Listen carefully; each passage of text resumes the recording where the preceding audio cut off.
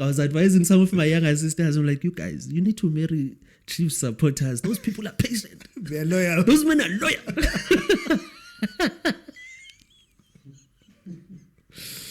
And the only real scoreboard that matters is your bank account. I think there's so many people traumatized and they're not even showing the trauma. So we don't even know, but they're going through a lot because entrepreneurship demands so much from you. Some players really aren't built for the game like that. It's literally a statement that came even before the book was born, to be honest. Yeah. There's a statement that I like. I like saying to people, I don't compete, I complement.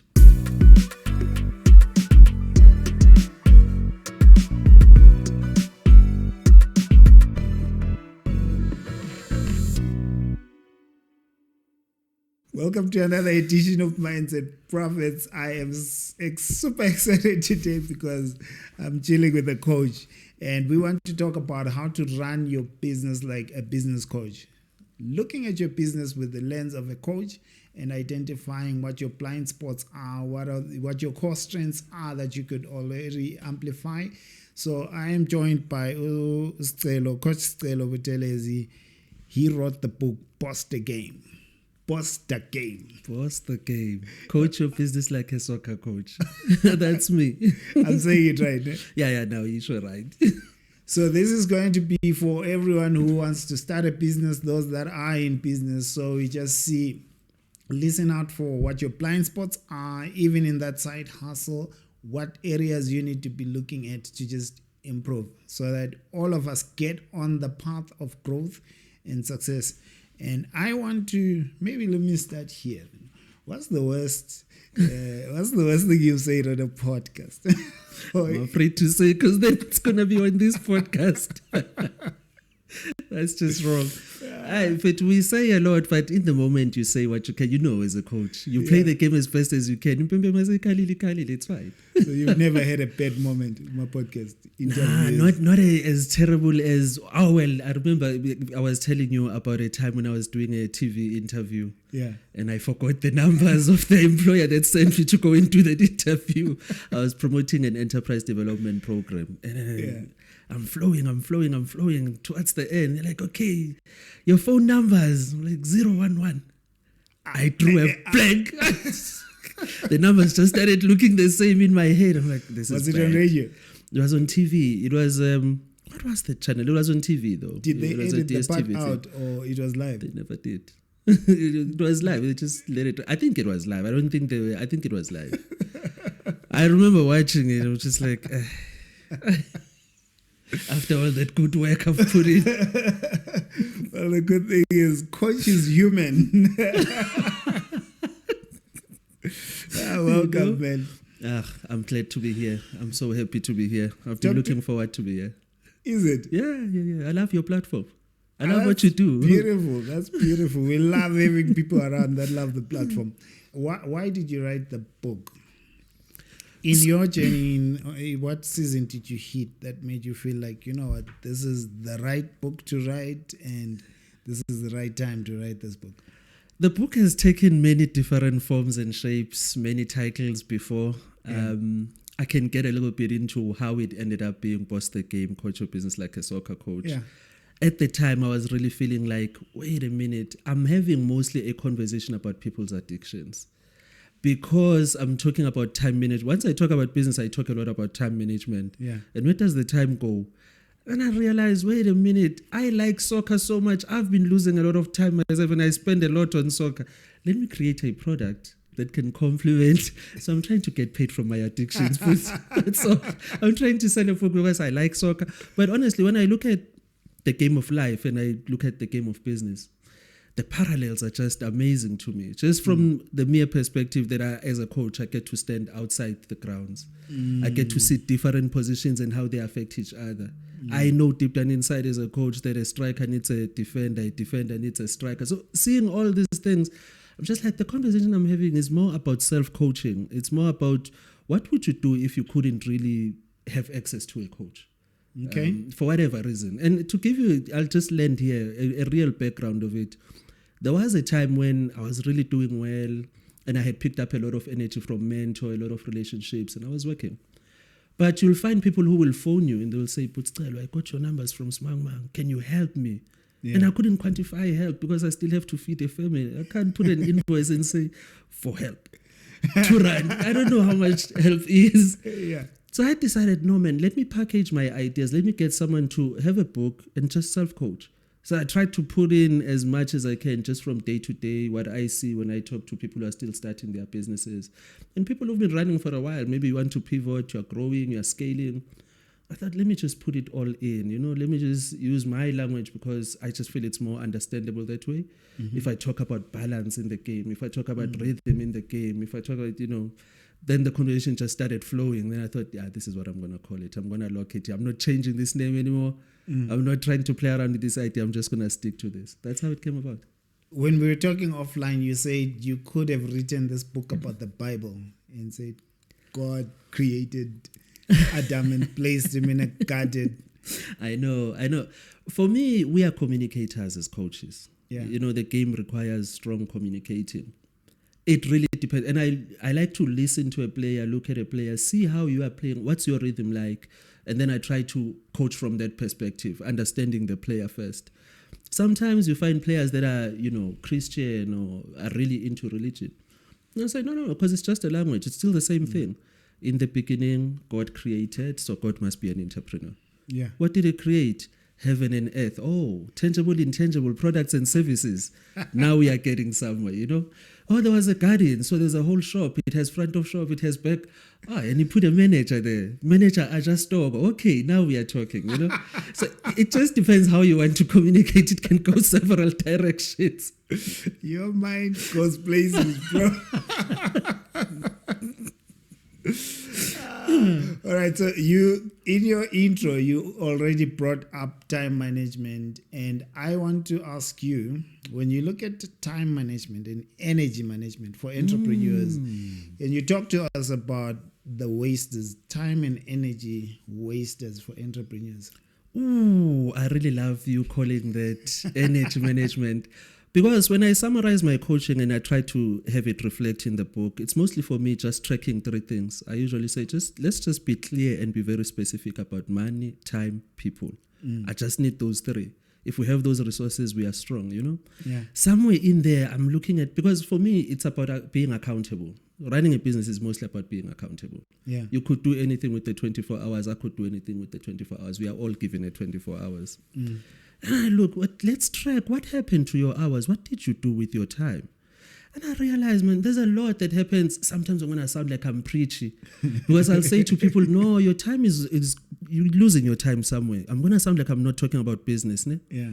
Lying, complaining, blaming, grudging, gossiping. Biggest time wasters for entrepreneurs.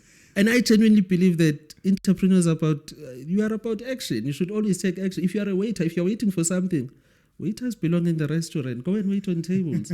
When you're running a business, you can't wait. So for me, it became really a conversation about time management. And where does most of that time go? I mean, when I Can you explain the 5? The 5. Oh, he asked me. Look, for me, I don't even see it. So I will say lying, complaining, blaming, grudging, and gossiping. Then we go to lying. We start with it. Then I'll say, as a solution, just before we even go forward, get into the mindset of fasting. Fasting, you don't only have to fast food. You can fast lying. If you feel like now lying has become too much for you, pick a day in the week and go a day without lying. Just on Thursdays, you are honest. Okay, then you can continue lying with the other days. But when I start making those kinds of examples, it just clicks to a person that, oh, I should mind where my tongue goes. I really should mind, because a lot of time gets wasted. When you're lying, now you have to think of the lies you told yesterday. It's energy management. You're not managing your energy. Lying to customers, lying to your team. It starts with lying to yourself. In fact, I told a guy yesterday some guys that I'm coaching, I said to him, you're more than welcome to lie to me because I'm going to go home and have a nice time. But you can't lie to yourself. You're with yourself 24/7.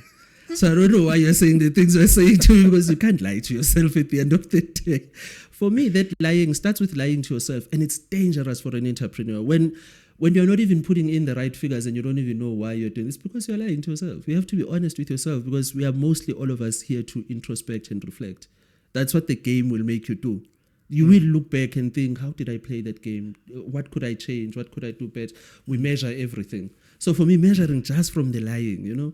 And I remember telling my father about this. I'm telling him about the book and we are just talking. It's like, hey, I like the principle, yeah? Because I know for a fact I cannot lie to any human being. I'm not afraid of anyone. You only lie to people because you're afraid of them. I'm like, that's a nice one. I didn't put it in the book, but I'm like, nice one, old man. It's a fear thing as well. Now you have this fear of failure. It's linked to lying, trust me. Lying to yourself or listening to lies. And it's not just the lying, the complaining. So much time goes into complaining. And my concern at the time when this conversation was brewing up and building up in me was, you'll find a client is not satisfied, is not being attended to. Why? We are busy blaming. We still want to point fingers. I'm like, let's deal business before pleasure. Let's deal with business first. Then we can come back and say, I might be accountable. You didn't deliver yesterday, you know. But that complaining and that blaming just takes up so much time. My fifth one, grudging, gossiping. Think about it. Social media is mostly a gossip space. And these things are very all 5 of these things, huge addictions, huge time wasters. Start from there. Start managing your time better. Put your time to better use. For me, it starts from there. Actually, when you mention things like social media and stuff, I can see how they are big energy drainers, because there are a lot of people that are not aware that they go spend 1 hour on social media and they don't feel good about life and themselves after that 1 hour, depending on how they have set their algorithm, right? Because it's not really the tool that's draining your energy, it's how you are using it. Yes, absolutely. If you are there for, I don't know what people are there for, I'm there as well. I have a business to run. I have to be there. So for me, there are people who go on there, but you're not really, it's just gonna drain your energy. You just want the gossip. You want tea. Hey, next one. Before you know it, 5 hours is gone in the day and you haven't really been productive. And it's in bits and pieces, so you don't even really see it. And because it's an addiction, you don't see what you are doing to yourself. You can only, when you look back and say, where did the time go? It's almost like it's money as well. If you're not intentional about how you're spending money and how you're spending time, that's why time is money. There's going to be a problem if you're not intentional, because the money will spend itself out of your pocket. Have you ever had the feeling, you're like, wait a minute, man, I had 3,000 rands. What did I do with it? Where did it go? Okay, I remember I paid and then I did, but where did it go? There was no intention. So for me, it just starts with intention. Then that conversation trickles down to budgeting. Let's be intentional. You're an entrepreneur. Don't budget at the end of the month. You don't have a salary. People who have a salary can budget at the end of the month. They have a promise that it's coming every month. You budget at the beginning of the month. You are living with intention. I need to know from you as my player, how much are we going to make this month? We don't look and say, how much did we make last month? I'd rather we go at it, we have intention. These are the goals we want to score. We take the game, by the horns. Okay, so when you're saying budgeting, you're saying set goals at the beginning of each and every month as an entrepreneur. Absolutely. And then you weigh it against those goals, because some of the dangers that we do as entrepreneurs, and we don't even realize it, you could try to reach a goal and actually reach it and not know that you've reached it, because the goal is not clearly defined. He doesn't know that the girl has accepted. That's his problem. He doesn't know when he scored a goal. Yeah. So for me, start with intention. Be clear on what you want to achieve. That way, when you look back then, man, then you still do the reflecting, but you are basing it against something that you set for yourself. Why do you think entrepreneurs are not setting goals? To be honest, it's not easy. It's juggling a lot of things. It's feeling like even if I set this goal, everything is facing me. So even if I say this is what I'm doing today, probably I'll do whatever that needs to be done. And that's the actual danger, because then you're just out putting out fires. You're just out responding to the game and not taking it to the game, It's defense. There's no creating opportunities, scoring your goals, taking half chances. Even if you scored it with your butt, it counts. It counts same weight as a beautiful goal that Ronaldo scored. But then we don't do that. We don't even set those goals. We're just like, I'm just trying not to drown. I'm just trying to do the best that I can. Then you end up not setting goals because you're just responding, defending. Putting out fires. All right. You love your soccer. Yo. I didn't Soccerization. know. I didn't know it was this much. Man. It's the soccerization. All right, let's talk about your soccer formation. Yes. And are we starting front offense? Are we starting defense? And I want to look at what that looks like for a business owner, for someone who's starting a business. All right. So when I came up with the formation, I like a 4-2-3-1 formation. Mm-hmm. And again, I had that thing of feeling like entrepreneurs are drowning because they wear too many caps.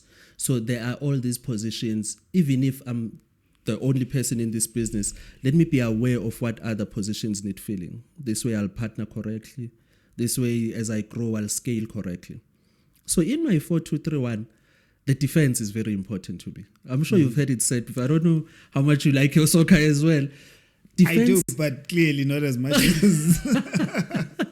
They say strikers will win you games, but defenses will win you tournaments. Yeah. If you have a leaky defense, if you are in debt, and it's defense stuff. So for me, defense has more to do with compliance, the solid stuff, the thing that gets put in a process. If you look at defenders, they are always trying to stick to the process. Yeah. We have a formation, there's a line that we make, there's, So for me, things like brand ID, record keeping, compliance, that's my 4 at the back. Those things are very important because we need to start from a solid footing.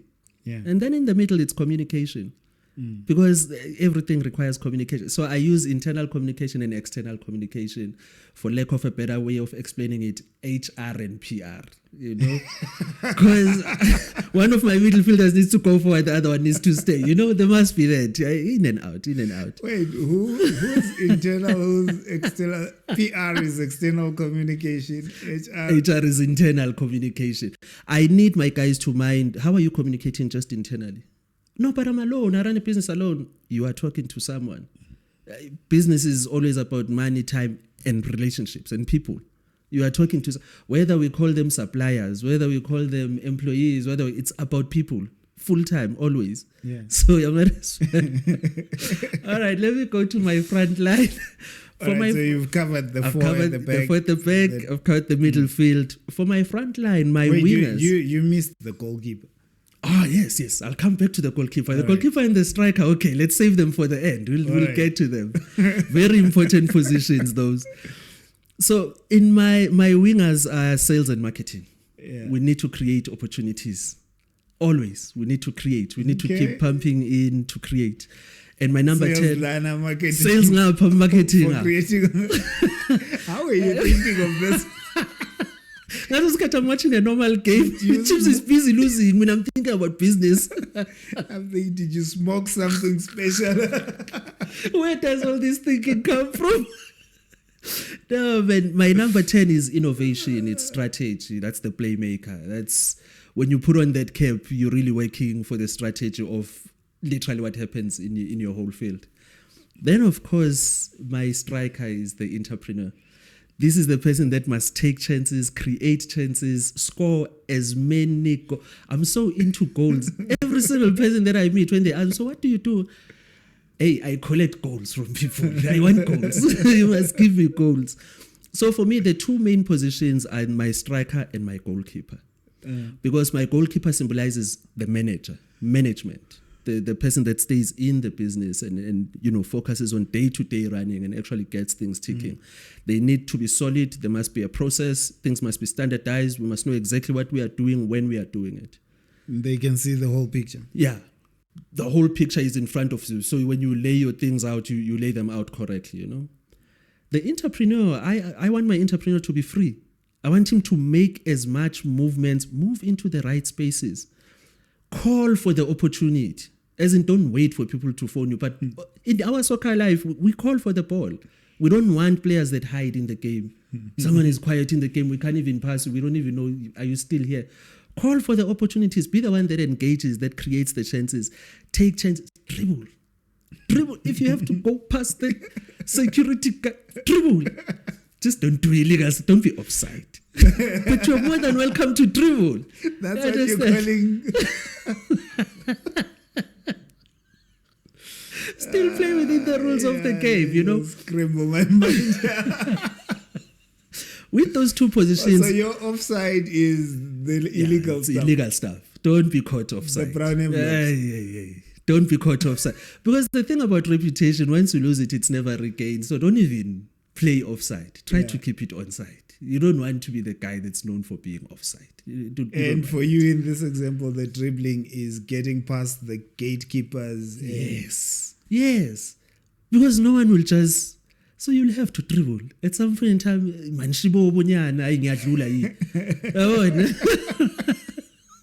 I have a goal to score. Where does networking come into this picture? All of it. At gaming, it's nothing but networking. The noise that is inside a pitch, if you've ever played the game, it is so noisy. For me, networking, what I require of my guys is there's already a lot of noise. I need you to screen the noise, only listen to the people that are going the direction you are going. It's a rule of soccer, So for me, the passing around, that's networking. We network, and I'm always drumming it into my guys. No.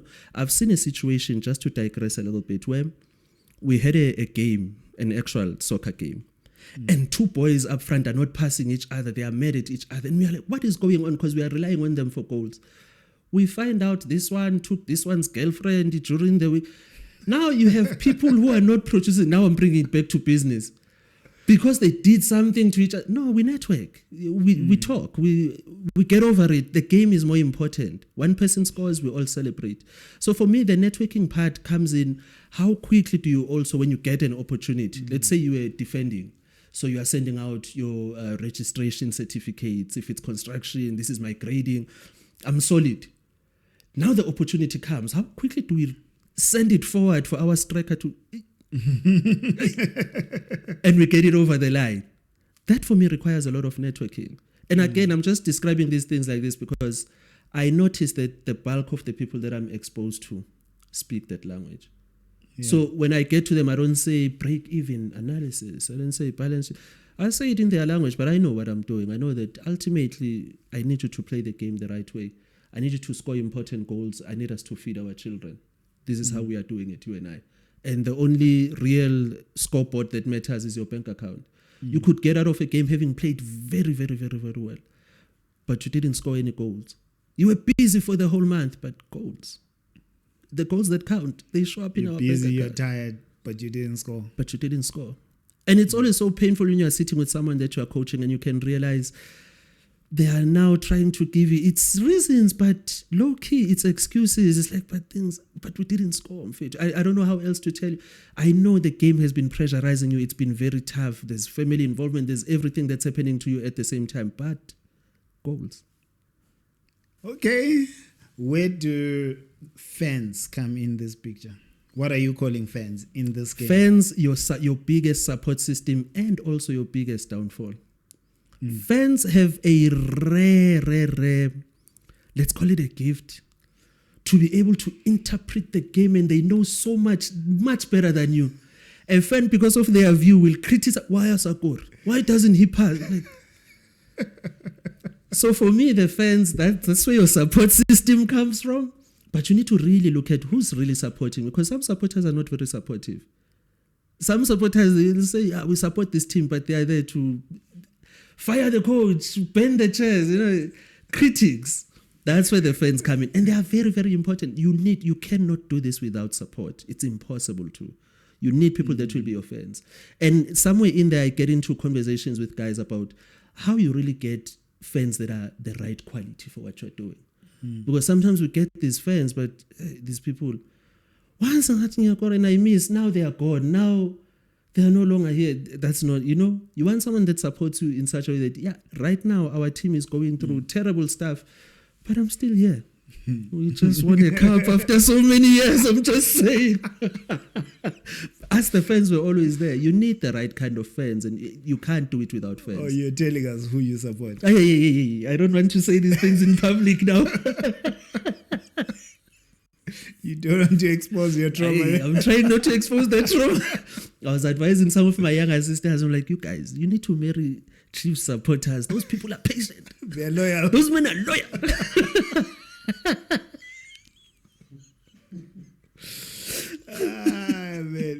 All right. So for a business owner, the fans, because I see two things that fans can do. There are fans that can overinflate your ego.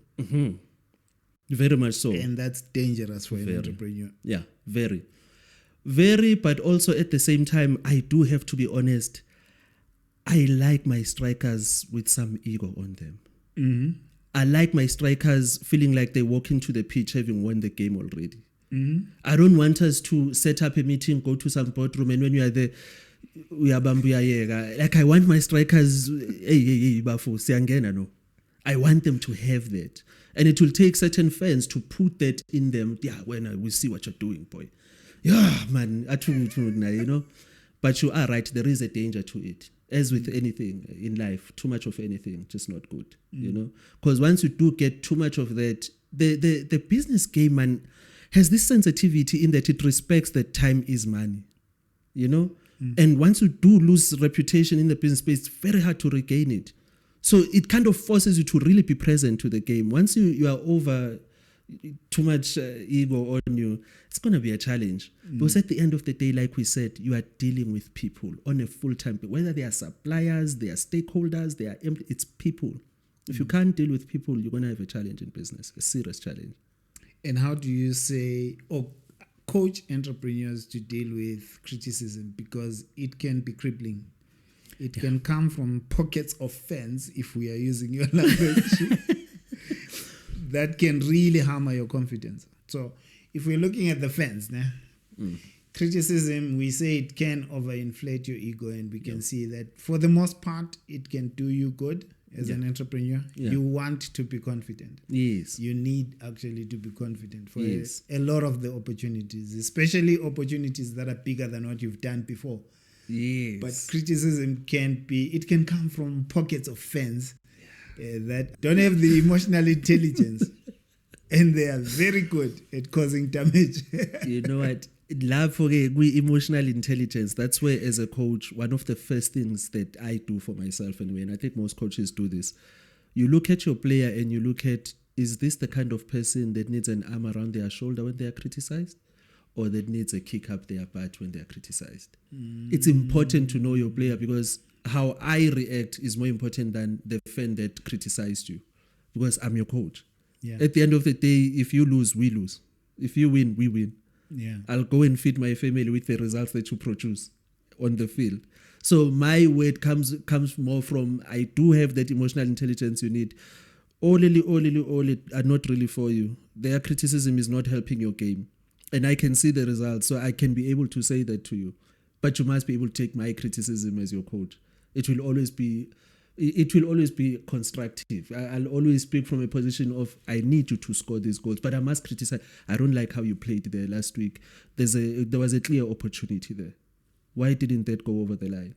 What happened? You know, I must get results. I mean, you speak soccer full time. Flip. Do you speak other sports outside of your soccer? I do, actually. I do. I love my soccer so much. Let's try a conversation like a netball. Let's see. I'm just much stronger here. I mean, literally, I'm very tempted, and I had actually started, I don't know if I'm going to finish, to do a part 2, which will be Coach Your Relationship, like a soccer coach. Because we are teams. If you are partnered up with someone, you're a team. Who's defending? Who's striking? We can't both be defending. Let's not both be strikers.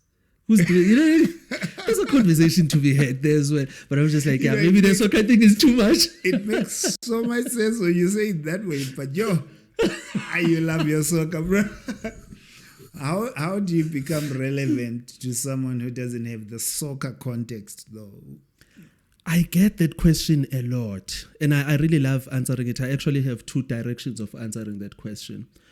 On the one hand, I believe in niching. I believe that I'm not for everyone. I believe that this is literally for somebody that really does get it, and they will get it. But on the other hand, I also put in quite a lot of effort into making it palatable. I mean, I could sit with someone who's never even known what soccer is. Then I use simple examples like lying, complaining, blaming, grudging, gossiping. I use normal lingo. For me, it's in the language. Because in the language, I can then sense that, okay, this person is going to shut off. This language, they really, really are battling with it. For the most part, for most people, they just let me be. They're just like, hey, that guy likes soccer. And I don't like soccer. But when he speaks about it, you get used to it, and they let me slide. Because I'm niching myself. I believe in going deeper and deeper into a niche. It's not for everyone. It's fine. As entrepreneurs, we really need to get to those stages, sometimes of not trying to market to everybody when you're on social. No, you have your target market. Focus on them. That way you'll produce more because you're managing your energy correctly. I just thought of a topic. I have a topic for this one. Changing the one we had. And I want you to speak to it, but you're under pressure now. Okay. Manage your business like a Kaizer Chiefs coach.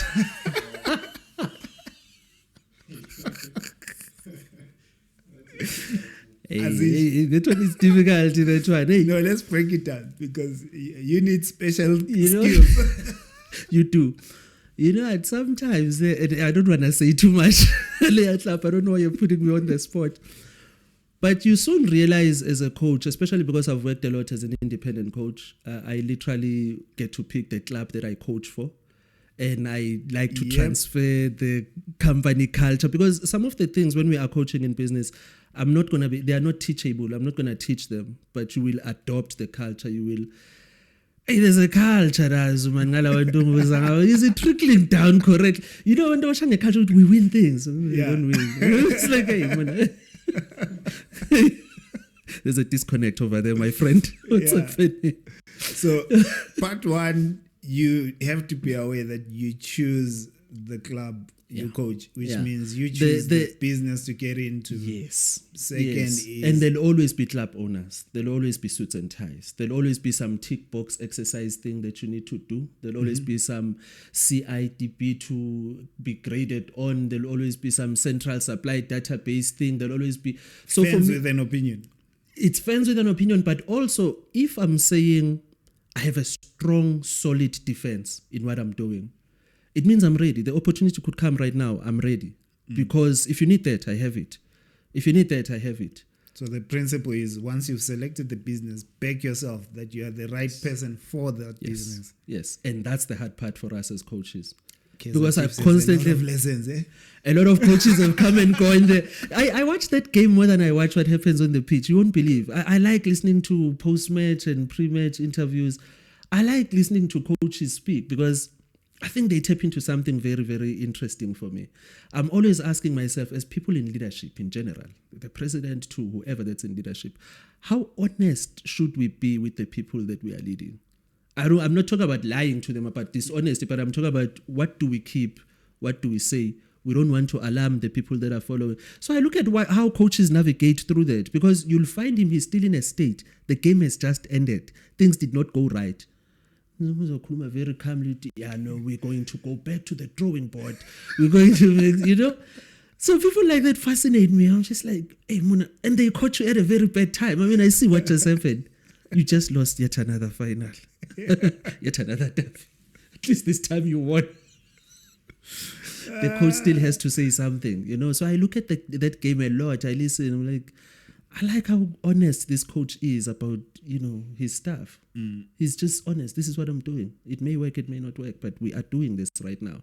That's that confidence of a coach backing yourself, I think. Which means for an entrepreneur, even when things don't work, you still have to back yourself up. Goals are still expected. The game is still on. And until that whistle goes, goals are expected. And when the questions come from stakeholders, the team and stuff, you still need to have a narrative that is empowering. Yep. That for me then comes directly into self-coaching. Because I am a coach, but at the same time, I'm a player. I am a consumer, but I'm also a producer. I run a business, but I also buy stuff. So I know how to sit on both sides of the table. That's why I can then speak about, no, you need to self-coach. You need to have tools within you, things that you can do. Sometimes it's even a very practical thing that you carry in your pocket. Like, okay, for this particular meeting, questions are going to be tough there. When I hold this thing, I swear, my anchor is there. I'll return myself to myself. I'll return to my energies, So as coaches, we do a lot of those kinds of tactics where you're like, well, you'll still have to be answerable. You'll still find a lot of criticism. You'll still, even if you did very well, you must just know as an entrepreneur, and you must be strong enough to back yourself. You know? Okay. All right. So still on chips. You're trying to run away. Hey, I can't say too much. As a coach, you are going to find players that don't fit the culture. Yes. Hey, that one, but why do you take me to that one? Ngiyayibona na players who don't fit the culture. Sometimes as a coach, as a business coach, when we do like ED programs or whatever the case may be, I was not involved in the recruitment of these players. This is a problem. Have you ever seen it? Because I'm a coach, I was just brought in to Chiefs and told these players, I'm like, this person is not going to score the goals that I want, and I know it. My system is not going to work here. This guy, he wants to dribble, and I want him to stay. You know, somewhere offside. So he runs too much. He needs to let the opportunity do the running. This one is running too much. He's going to blow his top. All right. You know, yeah, you are so right. It's such an important thing when it comes to, I'll call it that recruitment of players. Sometimes you do find that, yeah, the players that I have. And it's such a fair thing when you really go deeper and deeper and deeper with it. It's not even an amazing thing that happened. Sometimes I will find someone who will come to me in a program, for instance. We are training entrepreneurs. And I will realize, you, at home, they told you you are just sitting here doing nothing. They are applying over there. Go and apply. Go and study entrepreneurship. You are not really an entrepreneur. You can tell. When you talk to players, you can tell that, my guy, you're just doing this because you're hustling because there's no other alternative. Yeah. If we offered you 10,000 a month, you don't even wait to get to 30,000 a month. You live. You are living, man. You know?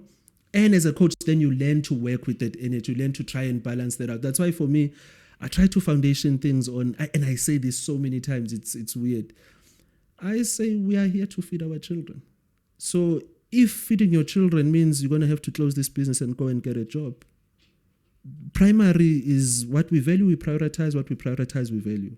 Prioritize your family. I'm that clear. I mean, yes, I have a bias towards entrepreneurship, but that's for me and my family. For you, let's just work on tactics for you to get money in your pockets. Job or no job. Because some players really aren't built for it. And that's just the truth. And we can't lie to, not everyone is built for this thing.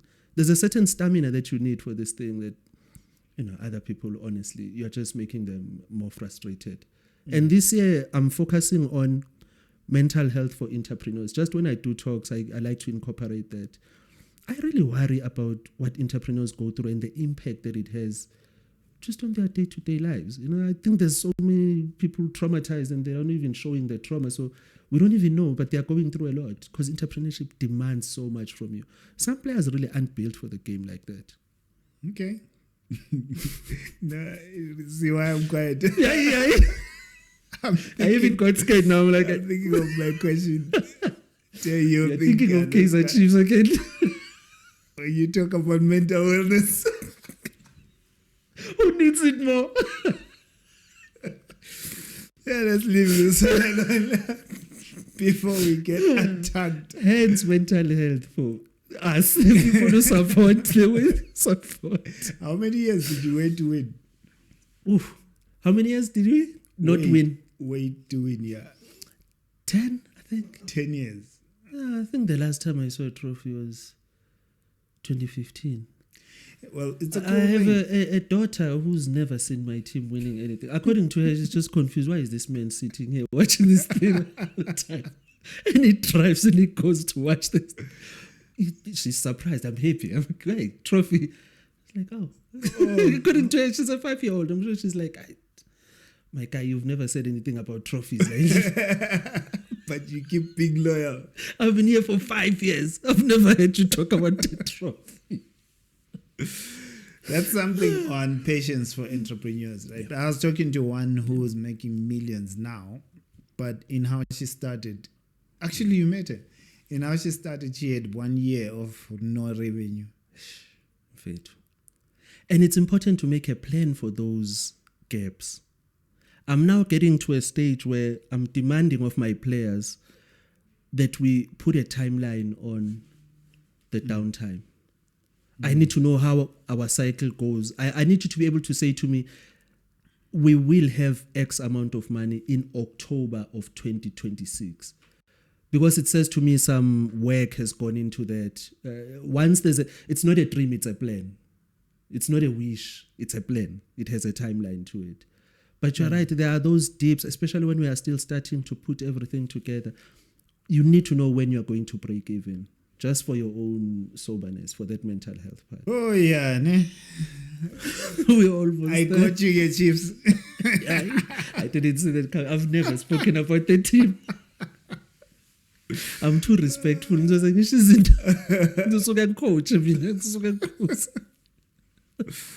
No, but at least there are good lessons that came out of it. Yeah. Right. So when it comes to you in general, we hear principles, a bit of the principles that are in the book. What can someone look forward to learning if they have the whole book? One of the principles that I really like now, it's in the book, but at the time of penning it, it was just another thing that, was part of the book. I was reflecting on it recently because it's literally a statement that came even before the book was born, to be honest. Yeah. There's a statement that I like. I like saying to people, I don't compete, I compliment. And as someone who's a coach, when you say, I don't compete, and they're like, but I want to be competitive. I'm like, no, I am competitive because I compliment, because I collaborate. I believe it. So they'll get that kind of energy out of the book. It's a tying of sorts of different, precepts and what you can do. You're alone, but this is what you can do to play as if it's a whole team, to at least satisfy certain pockets of responsibility, certain pockets of, So for me, they'll get that kind of thread of, okay, it's actually more of a manual. This is somewhere where you can write. It's quite a thing that you can follow for yourself, I think, I hope. True. Okay. All right. So how do people access you and what can we look forward to? You know what people can look forward to? So there's a part of me that's driving now. I'm having the right kind of conversations. We want to turn some of this energy of the book into the nice, Shandis, like what you have here, into a podcast, into having conversations, probably with other coaches mainly, but for the benefit of the player always. And we are literally with my team working out how could we even make an app out of that, or at least something that, you can easily access on the phone. Those are the things that are happening next, and probably by September, October this year, we start to launch the stuff because we are working so hard on it. That's a cool stuff. Yeah. And if people want the book, they have to find you on socials. You have to find me on social media. You can find me. I'm so easy to find on X.